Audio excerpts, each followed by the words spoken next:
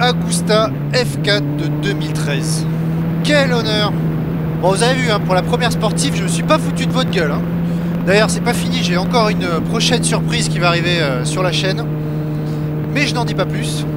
Alors, pour revenir à cette moto, alors déjà, il faut savoir qu'elle existe depuis 1997. À l'époque, c'était un moteur de 750. Puis, ils l'ont changé radicalement en 2009. Puis, on arrive à la livrée 2013, dans laquelle on retrouve la F4 standard à 16 990 € à l'époque. La R à 19 290 €. Et la RR, ça en fait des R, à 24 290 €, où là par contre on a donc amortissement full Öhlins piloté, on a 1 kg de moins sur la balance, et contrairement à la standard on a 201 chevaux au lieu de 195. Bon, finalement ce qui craint dans l'histoire c'est que la R, à part l'amortisseur arrière Öhlins, bah elle sert à rien, autant acheter la RR. Donc en deux mots, pour les améliorations de la version 2013, le moteur a été optimisé, on a un châssis qui a été renforcé, derrière on a eu quelques petites touches esthétiques. Les phares arrière ont été revus. D'ailleurs, il faut savoir que c'est notre ami Tambourini qui les a dessinés. Et ouais, celui de la Ducati 916, rien que ça. À l'avant, on a une rangée de LED qui apparaissent. D'ailleurs, on remarque que la mission d'Air Forza a été légèrement redessinée. De toute façon, ça sert à rien de tortiller pendant 3 heures, c'est un chef-d'œuvre. Ah, ils sont bons ces Italiens. Après, si on va un peu dans le détail, je dirais que la bulle est un peu petite. Après c'est sûr on y gagne côté look hein. Par contre elle protège que dalle. On en prend plein les feuilles. Oh, entre 10 et 13 000 là c'est carnaval hein.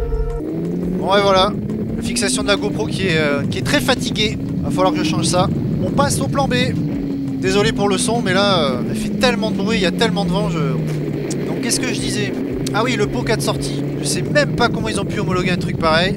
D'ailleurs lui aussi a été redessiné. Alors certains le trouvent un peu trop massif. Moi je trouve que c'est justement à ça qu'on reconnaît l'Agusta. J'aime beaucoup la micro-selle à l'arrière. Alors des fois que vous voulez prendre quelqu'un.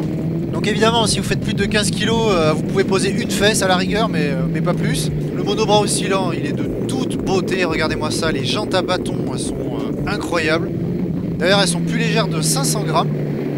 Moi ce niveau de détail ça m'en fout. Si on regarde de près on voit que les soudures sont nickel. C'est vrai que c'est assez difficile à voir, hein. Le cadre treillis tubulaire est quand même sacrément bien caché derrière les carénages. D'ailleurs vous aurez remarqué qu'ils vont tellement bas que je passe tout juste 4 doigts entre la route et le bas de la moto. On a bien compris que c'était un missile pour les circuits. Alors les rétros, même s'ils sont très beaux, je vous le dis tout de suite, on voit rien dedans. En même temps, si vous êtes le meilleur sur circuit, pourquoi faire? Le poste de pilotage, là pareil, c'est une œuvre d'art à part entière. On a un tête de fourche qui est magnifique. D'ailleurs, on peut l'admirer hein, puisqu'on a le nez dedans, hein, littéralement. On a un grand écran très typé course. Dessus, on a la vitesse, le contour, on a l'odomètre, on a 2 tripes, la température moteur, le rapport engagé. On a bien sûr les chronos. On peut régler le niveau de traction control sur 8 positions. Les réglages d'injection, là pareil, 4 réglages qui se fait soit directement sur l'écran, soit via les commodos. Le réservoir est quand même assez massif par rapport au gabarit de la moto qui est quand même très ramassé. Il fait 17 litres. Bon, personnellement, avec mes 68 kg tout mouillé, je vais pas dire qu'il me gêne, hein, ça c'est clair. Pour ce qui est de la selle, elle est assez jolie. On a un Alcantara avec des surpiqûres rouges. D'ailleurs, je tiens à préciser qu'on est quand même assez haut perché. Pour en revenir au carénage, je trouve ça excellent. Là, les petits quarts de tour, ça fait très racing. J'imagine même pas ce que ça va coûter si tu les casses. Pour ce qui est de la partie cycle sur cette version de base, on a à l'avant une fourche inversée Marzocchi, je sais pas comment on le prononce. À l'arrière par contre on a un mono-amortisseur Sachs, là pareil entièrement réglable. Bon je vous cache pas que c'est un vrai tape-cul, là je sens que je vais perdre au moins 1 cm à la fin de la balade. Pour ce qui est des pneus, là on est équipé en Pirelli Diablo Super Corsa, qui sont complètement rincés, donc je vais pas y aller trop fort. En tout cas vu le monstre il faut au moins ça, bien penser à les chauffer par contre. Alors j'ai appris que c'était la première moto de série à avoir un shifter en montée et descente de rapport. Je trouve que le rendu est pas très naturel. Alors c'est vrai que là, en conduisant comme un poireau sur des routes de campagne, on se doute bien qu'elle donne pas tout son potentiel, ça va sans dire. Mais bon en tout cas sur l'écran il est activé. Donc ma foi, on va faire avec. Alors par contre, oh là là, langue de braquage, au secours! Certains ont remarqué le petit sigle MVCIS, qui est en fait un pack qui comprend le système donc Ride-by-Wire, c'est-à-dire l'accélérateur électronique.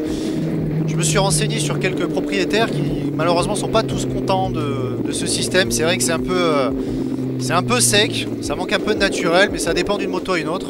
Et comme on est très en appui sur les commandes, qui sont d'ailleurs très basses, bah du coup, si vous avez le malheur de trembler ne serait-ce qu'un petit peu, bah ça réagit direct. Ah oui, j'ai oublié de dire, pour la cartographie, on a le mode sport, le mode normal, le mode rain et le mode custom. Bon, ça évidemment c'est quand même très pratique pour la piste. Bon là, faut vraiment que je vous avoue, je suis épuisé. La position de conduite est vraiment hyper sport.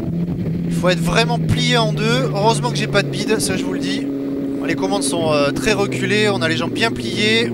Au guidon, comme je disais, les commandes sont tellement basses que pour attraper les commodos et savoir ce qu'il y a dessus, c'est un peu compliqué aussi. Et je rappelle qu'on n'est pas sur une moto de princesse. Là, là je suis sur une autre planète et c'est vraiment... c'est le bonheur, voilà. Ça fait mal, mais c'est le bonheur. Je vais repartir avec des acouphètes, tu vois, ça va pas manquer. Bon, entre 5 et 8000, ça va encore. En dessous de 5000, là on se prend des à-coups dans tous les sens.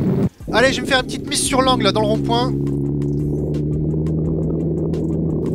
Bon, bah là, vous voyez, là, il n'y a pas de fin de possible. Faut sortir la fesse. Faut bouger les appuis. Et moi, je fais ce que je peux. Ah, c'est tellement rigide, là, il faut vraiment l'accompagner. Là par contre, vous voyez, là le Cantara de la selle est tellement rincé que bah, je glisse pas mal. Ah, c'est son terrain, c'est sûr. Hein. Elle a levé.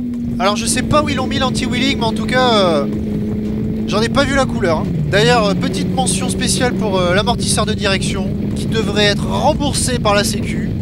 Je pense que ce truc peut vraiment sauver une vie. Hein. Maman, ce bruit... Ah ça, le petit trou de pourri là Ce qui est bien sur ce moteur, c'est qu'il est coupleux. D'ailleurs, de souvenir, je crois qu'on a 110 Nm de couple. Bon là évidemment, je conduis en mode poireau, hein, je suis pas sur une piste, hein, donc c'est sûrement pour ça. Alors pour info, la vitesse max là sur la version de base, c'est 291. Voilà. Alors le freinage. En fait, ce machin, il pourra arrêter un Boeing, hein, sans problème. Par contre, du coup, la progressivité, on oublie. Hein. Là, ça n'existe pas. À l'arrière, par contre, j'ai rien senti. C'est à se demander s'il existe. Alors, pour avoir une petite idée des prix du marché, sachez que celle-ci, là, donc, qui est de 2013, avec 27 000 au compteur, est affichée à 9 500 €. C'est vrai que ça paraît pas si extraordinaire vu la fusée que c'est. Reste à savoir, bien sûr, pour ce qui est de l'entretien. Mais on est d'accord que ça n'a rien à faire sur la route. Ça, c'est une moto de piste. Qui doit s'appréhender en tant que tel. N'hésitez pas à compléter les infos que j'aurais oubliées ou peut-être les conneries que j'aurais dites.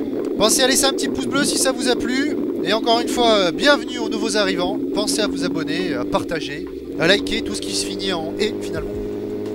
Et à bientôt sur Motors & Co.